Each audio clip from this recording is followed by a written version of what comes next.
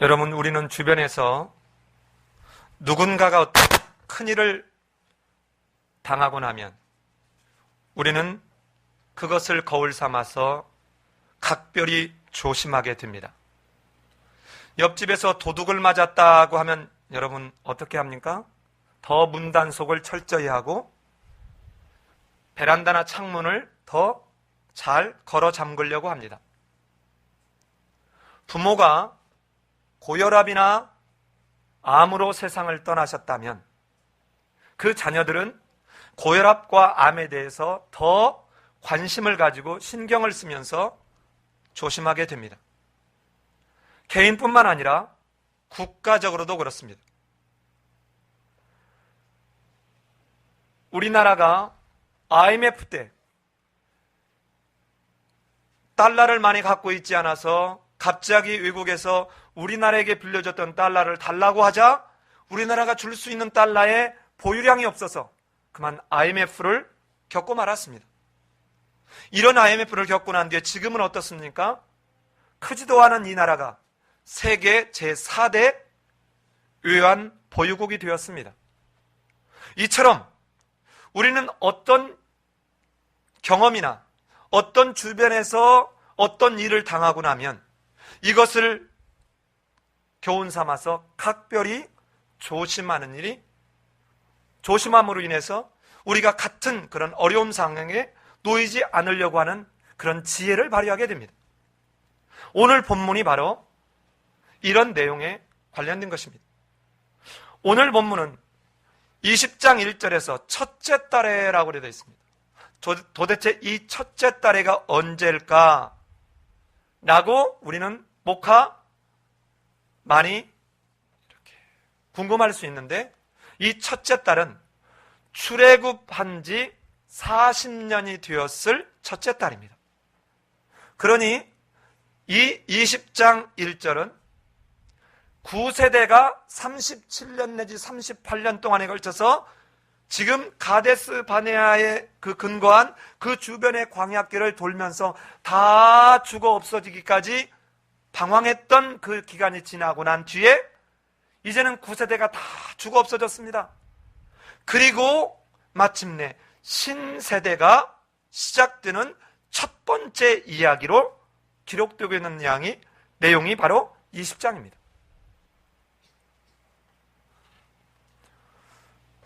지금 이 20장에 등장하는 사람들 중에 모세와 아론과 여호수아와 갈렙 이 네 사람만 빼고는 나머지가 모두 58세 미만일 것입니다. 20세 이상은 다 죽었기 때문에 20세 때부터 38년여 동안 방황했기 때문에 모두가 다 58세 이하였을 거예요.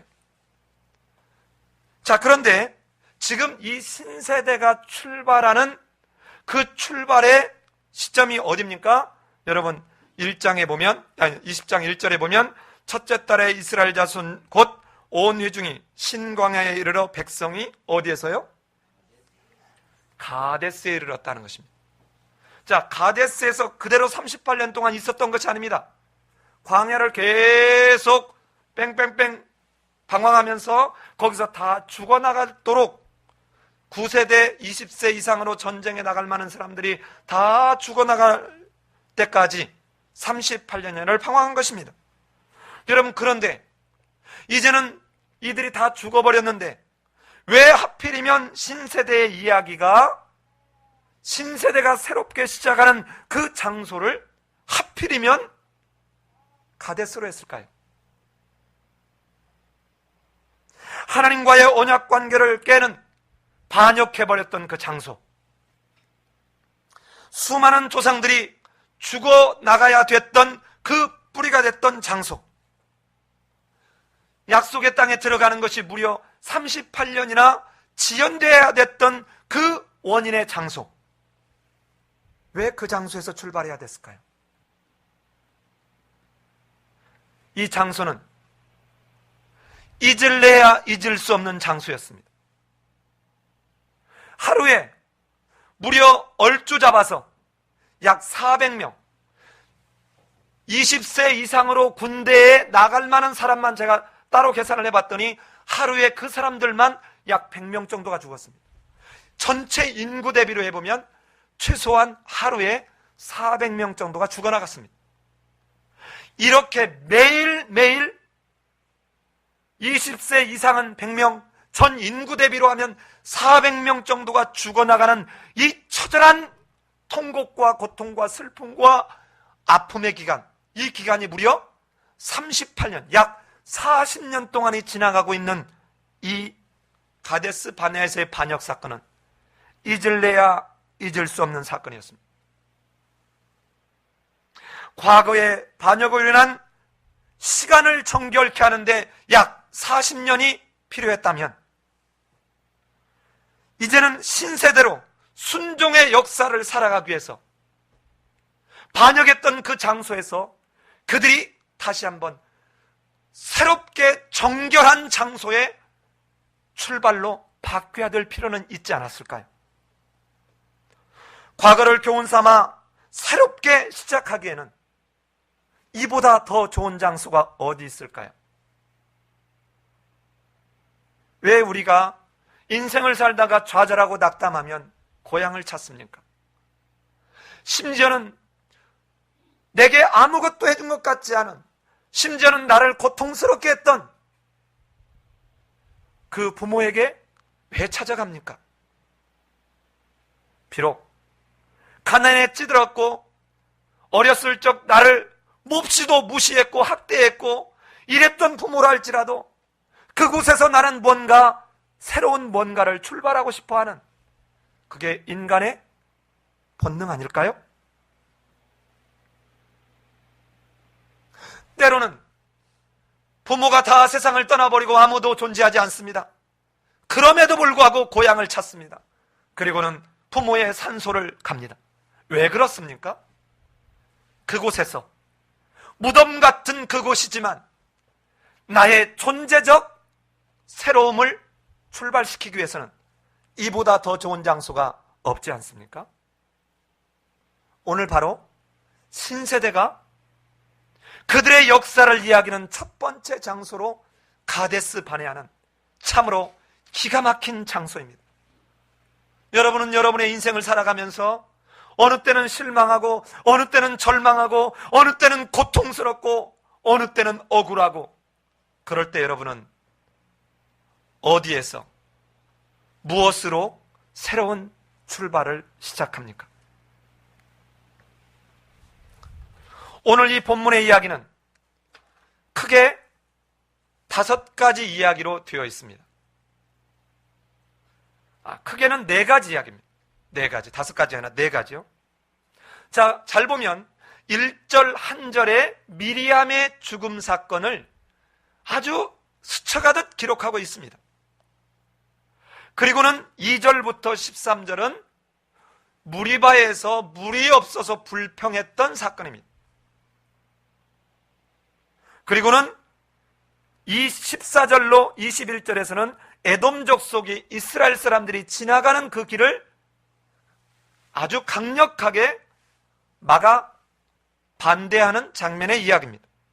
그리고 마지막 22절로 29절에서는 아론의 죽음에 관한 이야기를 쓰고 있습니다.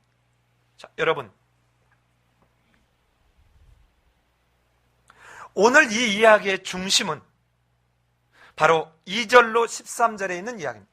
20장의 이야기의 중심은 2절로 13절에 있는 말씀입니다. 자, 지금 이들이 출발을 했는데 마실 물이 없게 된 것입니다. 신세대가 약 38년이 지나서 신세대로 새롭게 출발한 그 가데스 바네아는 다 죽어버린 우리 조상들이 그 처절한 경험을 했던 그 역사를 통해서 신세대가 이 조상들처럼 죽어가는 이 역사를 반복하지 않기를 바라서 가데스 바네아에서 다시 출발케 하는 하나님의 배려였음에도 불구하고 그들이 출발해서 있었던 첫 번째 사건은 역시 하나님 앞에서 불평하는 이야기였습니다. 하나님을 원망하는 이야기였습니다.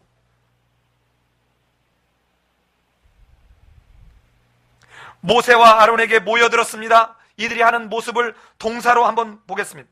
모세와 아론에게 모여들었고 모세와 다투었습니다. 그러는 데는 무슨 얘기합니까? 왜 우리 짐승을 다 여기서 죽이게 하느냐? 애굽에서 나와서 이 나쁜 곳으로 오게 했느냐라고 이야기합니다. 그리고 난 뒤에 하는 말이, 여기는 파종할 곳도 없고 여기는 무화과 나무도 없고 포도도 없고 석류도 없고 마실 물도 없도다. 여러분, 없는 것을 들어가며 불평하는 이들의 모습은 여러분 어쩌면 우리 모습 같지 않습니까? 원망하고 불평하는 사람은 늘 없는 것을 보고 없는 것을 전합니다.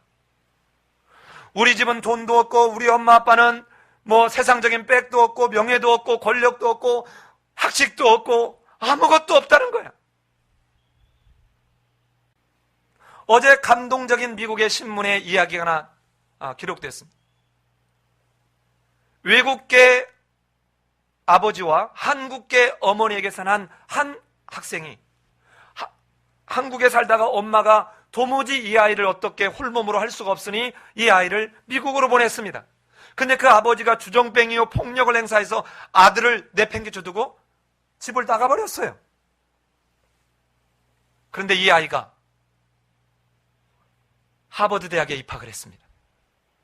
여러분, 우리는 늘상 그러지 않습니까? 이 결과만 보고 와 부럽다, 너도 하버드 대학 가라.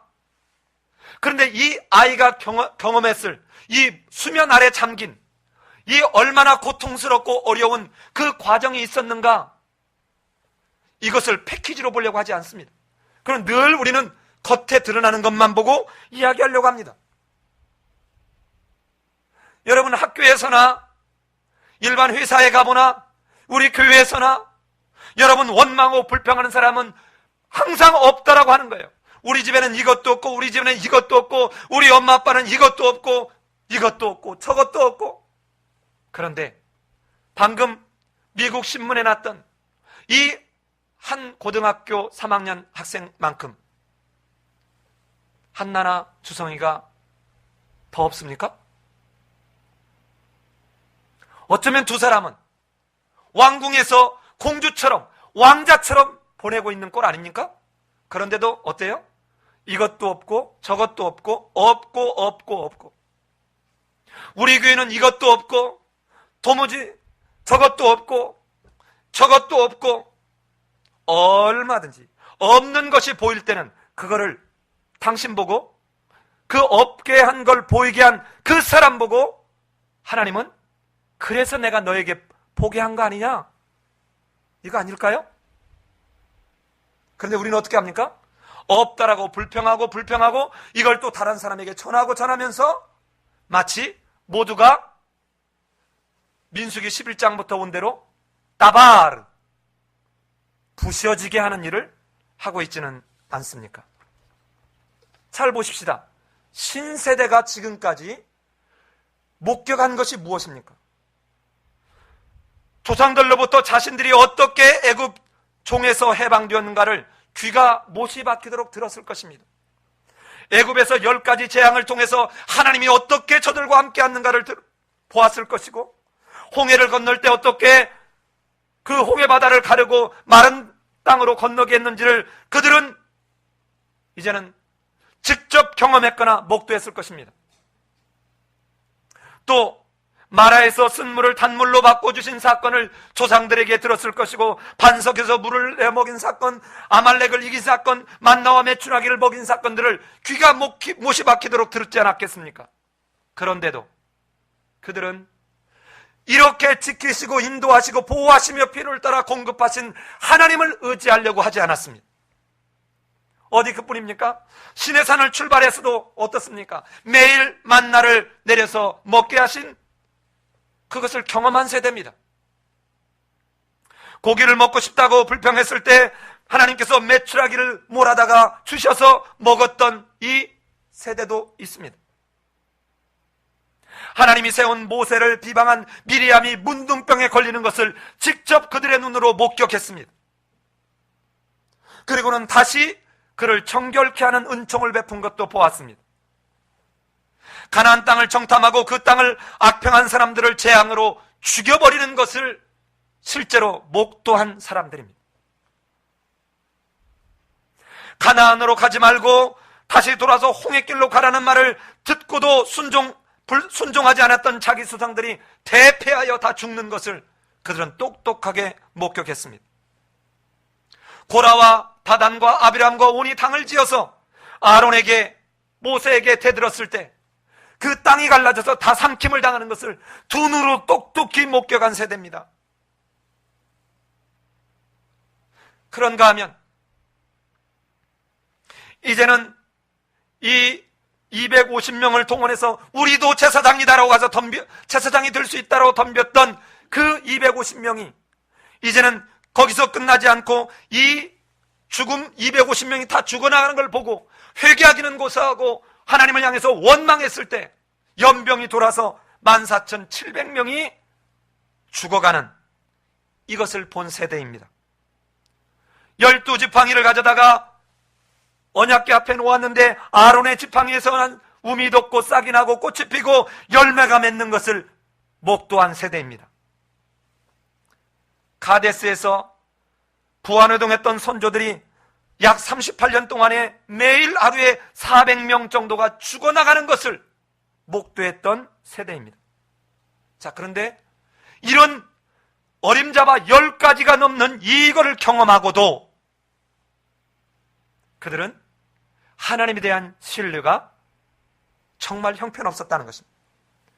그런데 바로 이 지나온 날을 회상하면서 기록한 신명기에 가면 모세가 뭐라고 얘기했냐면 이렇게 얘기하고 있습니다. 신명기 2장 7절에서 내 하나님 여호와가 너의 하는 모든 일에 내게 복을 주고 내가 이 큰 광야에 두루 행함을 알고 내 하나님 여호와가 이 40년 동안을 너와 함께 하였으므로 내게 부족함이 없었다. 여호와가 너와 함께함으로 부족함이 없었다는 거예요. 우주 만물을 지으신 그 하나님이 하늘에서 만나를 내려 먹이고 메추라기를 몰아다 먹이시는 그 하나님이 너희가 마실 물이 없을 때 마시게 하지 않겠느냐는 것입니다. 이런 하나님을 신뢰하지 못한 이 이스라엘 백성들을 향하여 모세는 신명기 8장 4절에서 이렇게 말합니다. 이 40년 동안에 내 의복이 헤어지지 아니하였고 내 발이 부르트지 아니하였다.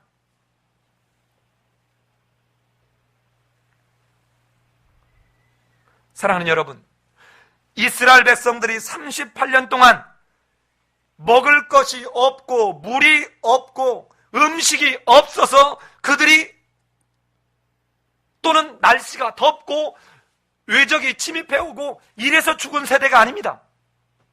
환경 때문에 죽은 세대가 아니에요. 하나님께서 그들의 필요를 날마다 채우시고 그들의 행군을 낮에는 구름기둥으로 밤에는 불기둥으로 인도하셨기 때문에 그들은 환경 때문에 죽은 사람들이 아니에요. 하나님을 원망하고 하나님께 반역했기에 그렇기에 죽은 사람들입니다.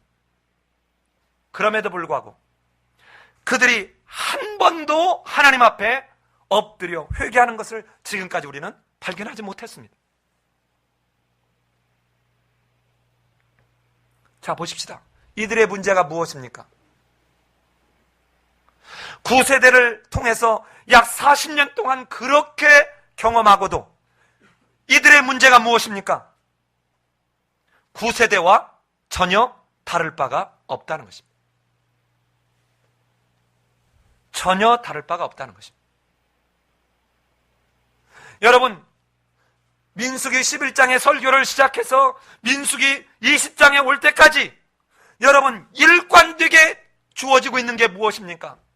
회개하지 않는다는 거예요. 그런데 이들이 죽음으로 내몰아지는 큰 이유가 뭐였습니까? 말이었다는 것입니다. 말. 여러분, 우리는 어떻습니까?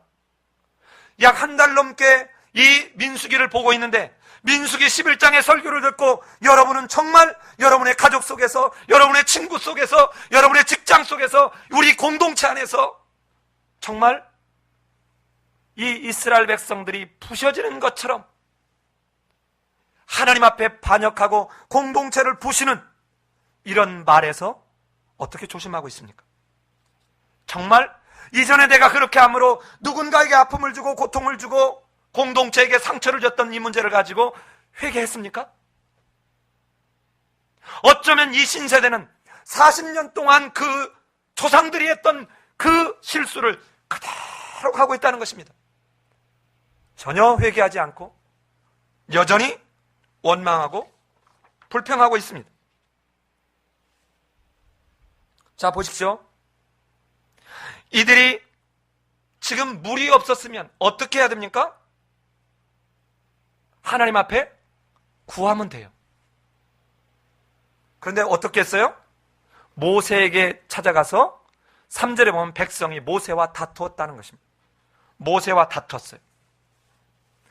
여전히 이전하고 동일하게 그들이 하나님 앞에 이렇게 반역하자 모세가 2번에 걸쳐서 너희가 어찌하여, 5절에서도 너희가 어찌하여, 이 탄식하면서 너희가 어찌하여 우리를, 아니 모세가 아니라 이스라엘 백성들이 너희가 어찌하여 하면서 하나님을 향하여, 지금 모세를 대들지만 누구를 향하여?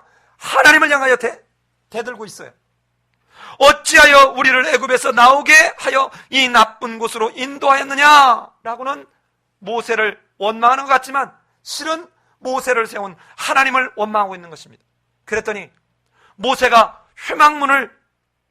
회막문에 이르러 엎드림에 어떤 일이 벌어졌습니까? 여호와의 영광이 그들에게 나타났습니다.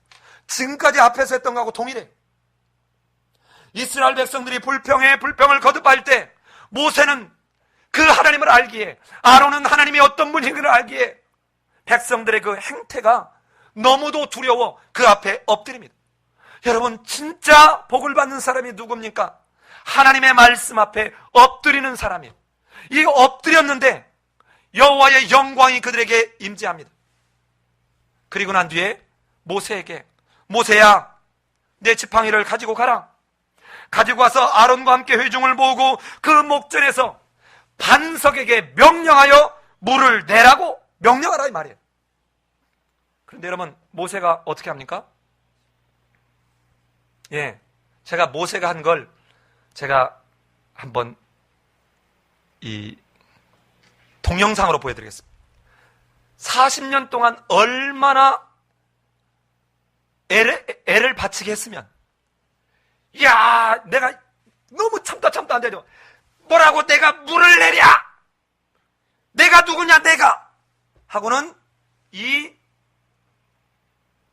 내가 이래봬도 하나님이 내게 지팡이를 주었고 하나님이 나와 함께 하시지 않냐? 너희놈들 앞에서 아론의 지팡이, 그 중에 너희들 같은 제사장 되겠다고 했지만 아론의 지팡이에서만 싹이 나고 꽃이 피고 열매가 맺는 거 못 봤냐? 이제 내가 너희를 위해서 물을 내랴 하고는, 내가 누군 줄 알아? 나쁜 놈들아. 하고는 지금 지팡이를 가지고 반석을 2번 후려쳤습니다. 하나님은 어떻게 하라고 그래요? 물을 내라고 명령하래요. 잘 들으셔야 돼요. 네 능력이 아니라 누가 하시겠다는 거예요? 하나님이 하시겠다는, 내가 그렇게 하겠다는 거예요. 모세가 이렇게 했습니다. 저는 모세 충분히 이해가 돼요. 얼마나 40년 동안 힘들게 했으면 성경에 있는 이야기들은 다 기록된 게 아니에요.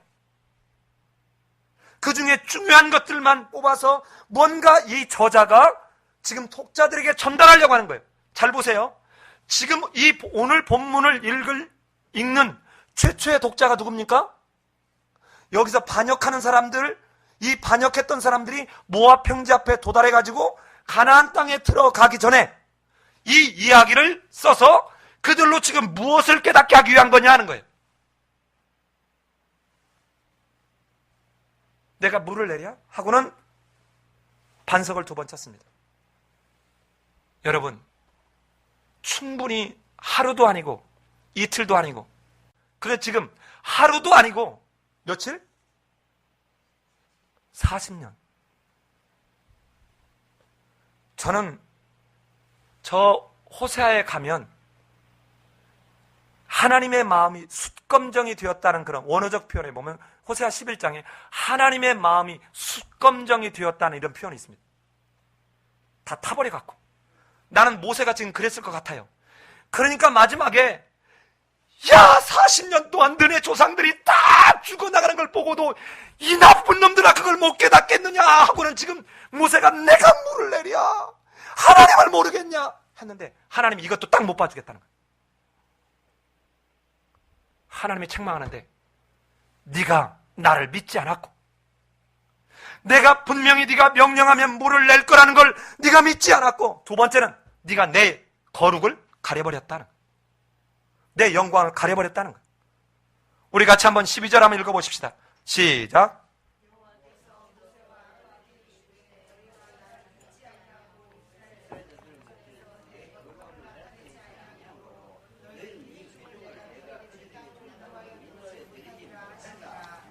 예, 여러분 이 사건 딱 하나가 모세와 아론이 정말 꿈에도 그리던 젖과 꿀이 흐른 가나안 땅에 들어가지 못하는 그 이유가 되었습니다. 우리는 한 번쯤 이 정도 실수는 하나님이 용서하시겠지라는 스스로 자기가 너무 관대하지 않습니까? 여러분 밀양이라고 하는 전도연이가 출연했던 영화 보신 적 있어요? 그 영화에서 왜 전도연이가 완전히 뚜껑이 열립니까? 그 살인범이 지가 저를 용서해요. 여러분, 저는 그걸 풀로 처음부터 끝까지는 안 봤는데 그 어느 일정 부분을 보면서 이게 한국교회 성도들이 지금 실수하고 있는 것이구나.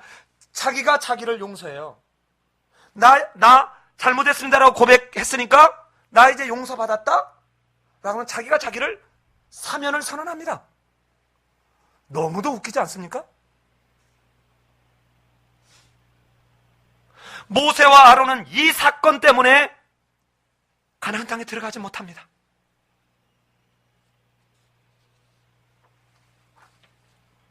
여호와의 명령대로 하지 않았고 자기의 분을 드러냈다는 것이에요. 자, 아주 재미난 표현이 여기 등장합니다. 여러분 여기에 보면 여러분이 조금만 관심 있게 읽었으면 자 9절을 한번 가볼까요? 모세가 그 명령대로 여호와 앞에서 뭐하니라? 지팡이를 잡으니라. 자, 그런데 8절 한번 읽어볼까요? 8절을 시작.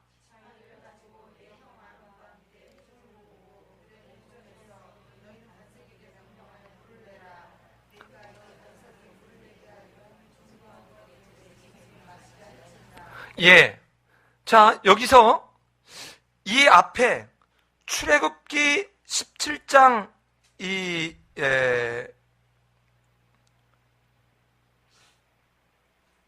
출애굽기에서 모세가 등장할 때는 이 지팡이가 누구의 지팡이라고 이렇게 표현되고 있냐면 4장 20절에서 하나님의 지팡이라고 표현되고 있습니다. 누구의 지팡이라고요? 하나님의 지팡이. 그런데 여러분 11절 한번 읽어볼까요? 11절 같이 한번 읽어봅시다. 시작.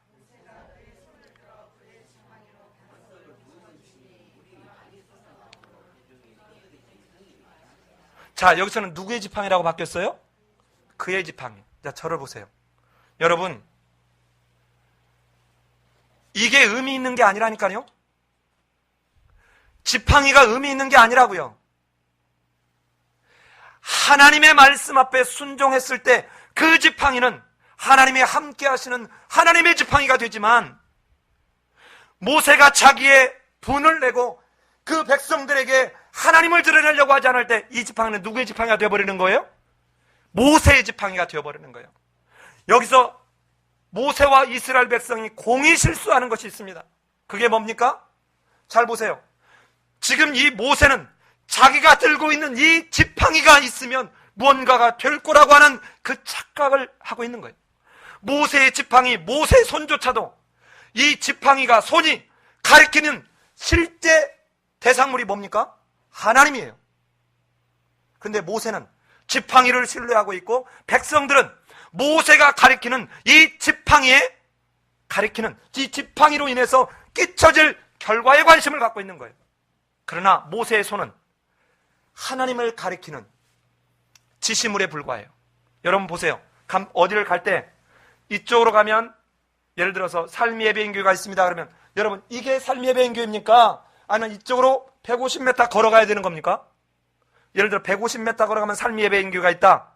그러면 이 지시하는 이것 자체가 의미가 아니라 이 150m를 걸어가면 실제로 누가 있다는 거예요? 삶이 예배인교회가 있다는 거예요.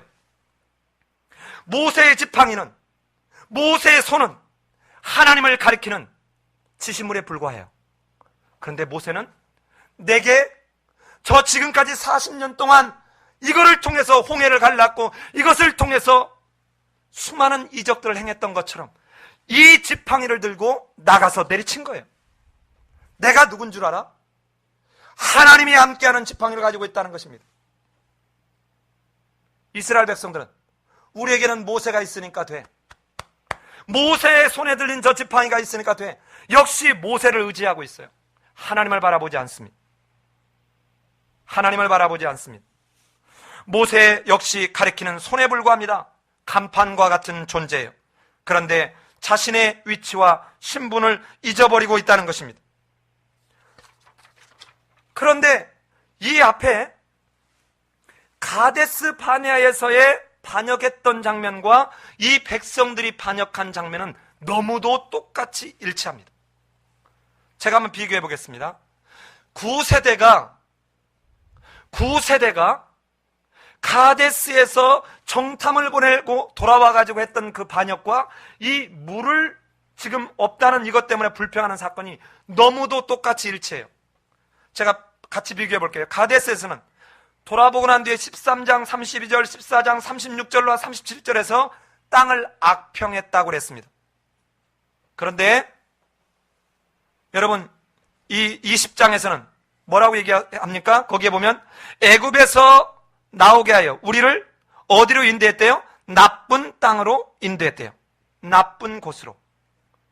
이 땅에 대해서 악평하고 있습니다. 여기에는 마실 물도 없고 파종할 것도 없고 무화과도 없고 포도도 없고 석류도 없다 하면서 이것은 어떤 땅이다?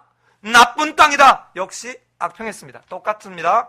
두 번째는 애굽 땅에서 죽었거나 이 광야에서 죽었으면 좋겠거느라고는 14장 2절에서 불평해요. 그런데 이쪽에서 20장 3절에서 우리가 형제들이 여호와 앞에서 다 죽을 때 우리도 죽었으면 좋을 뻔하였다. 똑같습니다. 세 번째는 14장 3절에서 어찌하여 여호와가 우리를 그 땅으로 인도하여 칼에 쓰러지게 하려는가 라고 그들이 어찌하여라고 불평하는데, 여기는 20장 4절에서 너희가 어찌하여 여호와의 회중을 이 광야로 인도하여 우리와 우리 짐승이 다 여기서 죽게 하느냐. 세 번째 똑같았습니다. 네 번째는 우리가 한 지휘관을 세우고 애굽으로 돌아가자라고 14장 4절에서 불평합니다. 그런데 여기서는 뭐라고 얘기합니까? 20장 5절에서 너희가 어찌하여 우리를 애굽에서 나오게 하였느냐. 애굽으로 돌아가자. 애굽에서 나왔으면 안 된다. 양쪽이 공이 똑같아요. 그런데 차이점이 있습니다. 잘 들으셔야 돼요. 가데스에서 반역했을 때는 악평한 정탐꾼과 원망하는 백성들이 모두 20세 이상이 다 죽었습니다. 그런데 이 신세대는 이 백성들이 죽지 않고 대신 누가 죽습니까? 모세와 아론이 그 땅에 들어가지 못합니다. 즉 모세가 뒤에 죽지만 모세와 아론이 징계를 받는 거예요. 이쪽에서는 이걸 잘못한 사람들이 징계를 받는데, 여기서는 이 백성들이 원인 제공자인데 이 원인 제공자의 그 패역함을 책망하다 실수한 모세와 아론이 징계를 받아요. 여러분, 이 모습에서 무엇가 보여집니까? 무지개언약이 보여지지 않습니까? 노아 시대의 홍수 심판은 뭐였습니까? 이 패역한 세대들을 싹 쓸어버리고 다시 시작하는 게 노아 언약이죠. 자, 그리고 난 뒤에 무지개 언약을 주어서 이제는 너희의 어려서부터의 생각이 악한 것을 내가 알기에 이제는 내가 자기 저주적 맹세를 통해서 너희를 내가 모든 화살을 다 맞겠다. 이러면서 아브라함 언약은 어때요? 있는 세대를 그냥 두고 이 중에 믿음으로 반응하는 사람 누구를 불러내요? 아브라함을 불러내요. 사랑하는 여러분,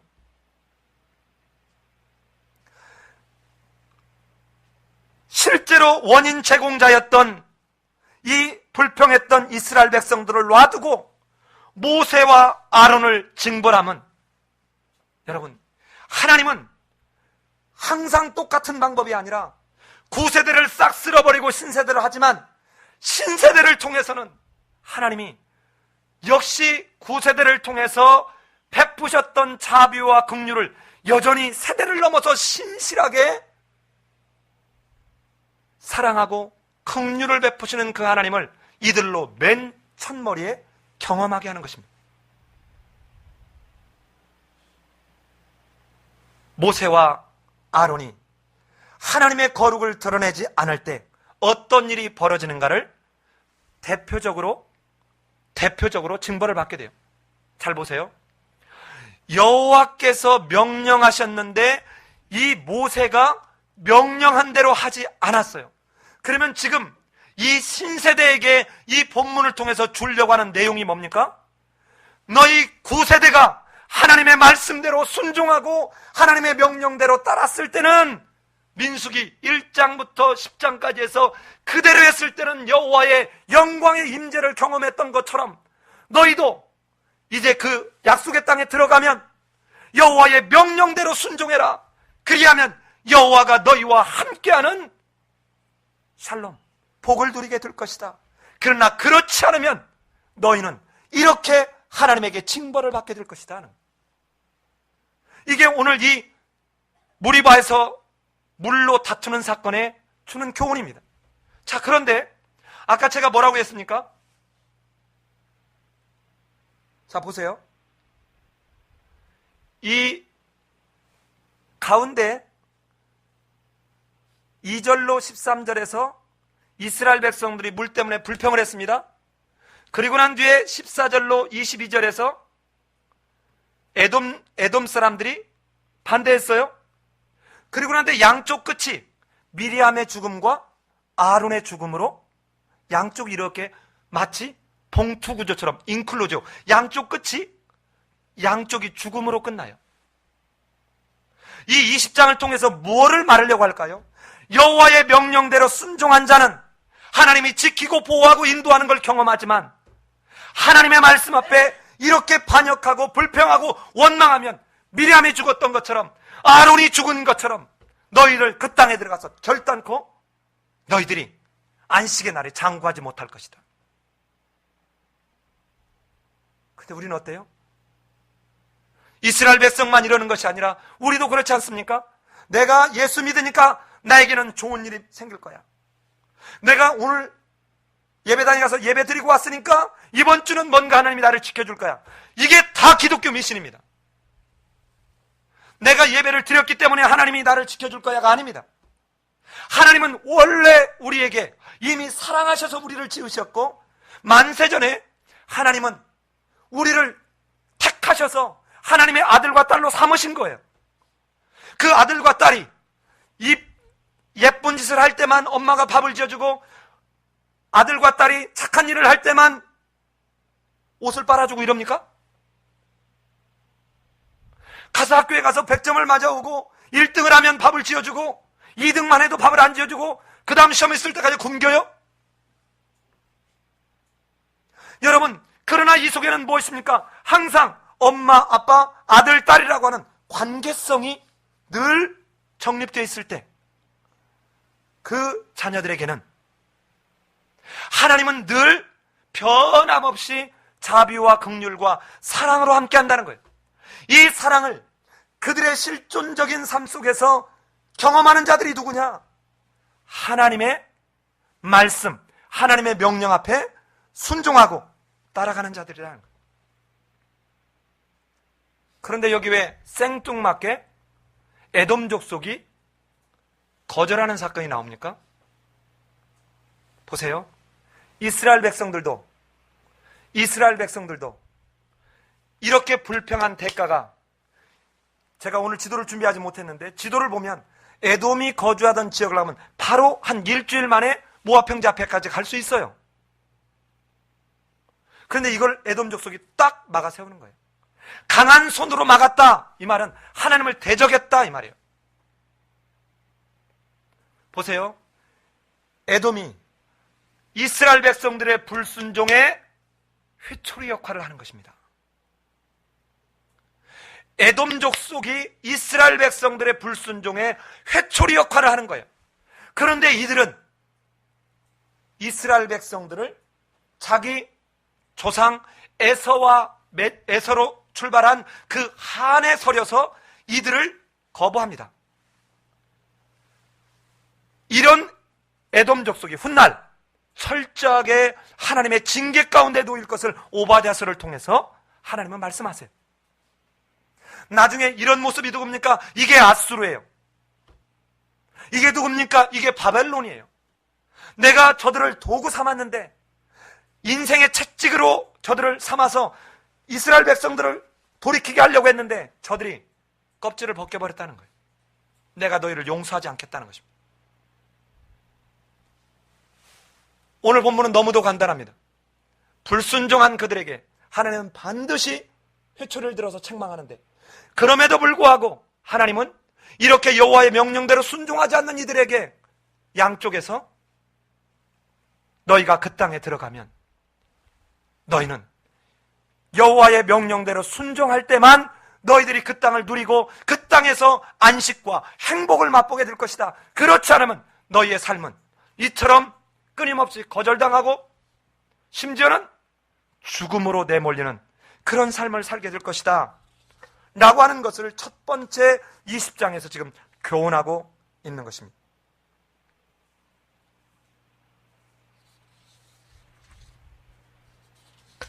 예, 사랑하는 여러분, 오늘 말씀의 처음 시작과 끝이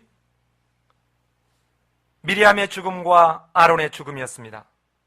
이스라엘 사람들의 원망, 그리고 모세와 아론의 불순종, 그리고 에돔의 거절로 약속의 땅으로 들어가는 것이 지연되고 있음을 감싸주고 있는 이 교훈, 미리암의 죽음과 아론의 죽음. 아론의 죽음은 자연적 죽음이 아니었습니다. 징벌적 죽음입니다. 호르산에 올랐을 때 이 아론에게 입혀졌던 에봇, 이 옷을 벗기니까 아론이 죽었습니다. 징벌적 죽음입니다. 여선지자 미리암과 대제사장 아론의 죽음을 보면서 반역하고 불순종하면 이처럼 약속의 땅에 들어가지 못하고 죽는 것을 너희가 보지 않았느냐? 너희도 나를 믿고 신뢰하지 않고 원망하면, 그리고 누구든 교만하면, 누구처럼? 에돔처럼 교만하면 너희들도 그 땅에 들어가서 너희는 죽음과 같은 그런 아픔, 고통 겪게 될 것이다. 이걸 오늘 여러분과 내게 적용하고 말씀을 마치려고 합니다. 여러분은 신앙생활을 하면서 무엇을 바라봅니까? 끊임없이 어느 목사님이 가르치는 손을 바라봅니까? 아니면 어느 목사가 얘기하는 입을 바라보고 삽니까? 여러분, 제가 이 교회의 목회자로 여러분에게 설교를 하고 성경을 가르치지만 이것을 듣고 배우고 난 뒤에 여러분이 그 말씀을 부여잡고 삶 속에서 하나님과 동행하는 것은 목회자와 아무 상관이 없습니다. 여러분의 몫입니다. 이 목회자는 여러분으로 하여금 하나님의 말씀을 바라보게 하고 하나님을 부여잡게 하는, 하나님을 바라보게 하는 창문이요, 하나님을 부여잡게 하는, 여러분, 마치 밧줄과 같은 존재일 따름이에요. 지팡이와 같은 존재일 따름이에요. 어디에 하나님이 과연 있습니까? 하나님의 말씀 앞에 두려워 떠는 모습이 어디에 있습니까? 어디에 야래하는 모습이 있습니까? 야래, 여호와를 경외한다는 말은 여호와 말씀 앞에 야래, 두려워 떠는 것입니다. 그분은 말씀으로 우주 만물을 지으셨고 그분은 말씀으로 우주 만물을 다스리고 통치하시는 분이기에 그분은 지금도 우리 가운데 말씀하고 있음을 놓쳐서는 안 된다는 것입니다. 우리의 구원도 바로 그 하나님의 자비와 긍휼을 따라 예수 그리스도께서 십자가에서 죄값을 지불하는 고난과 죽음을 당하시고 3일 만에 부활하셔서 하나님 우편 보좌에 앉으시는, 이제는 앉으신 그 분이 여러분과 나를 위해서 과거나 지금이나 미래나 변함없이 시간과 장소와 세대를 넘어서 중보하시기 때문입니다. 구세대를 불쌍히 여기시고 종되었던 데서 구원하셨던 그 하나님이 이 신세대에 다 죽어버려야 될 이들을 버려버리지 아니하고 모세와 아론을 징계하는 것으로 교훈을 삼게 하므로 이들이 하나님의 긍휼을 얻을 수 있도록 자비를 베푸시는 그 하나님을 오늘 우리도 놓쳐서는 안 됩니다. 우리 죄 가운데 죽어버렸어야 될 우리가 예수 그리스도의 십자가의 보혈로 우리를 구원해 주신 데서 끝나지 아니하고 그 우리를 위해서 죽어주신 그 예수님이 지금 하나님 우편 본좌에서 우리를 위해서 여전히 변함없이 중보하고 있는데 우리는 그 주님의 중보가 헛되지 않게 지금 회개하고 있습니까?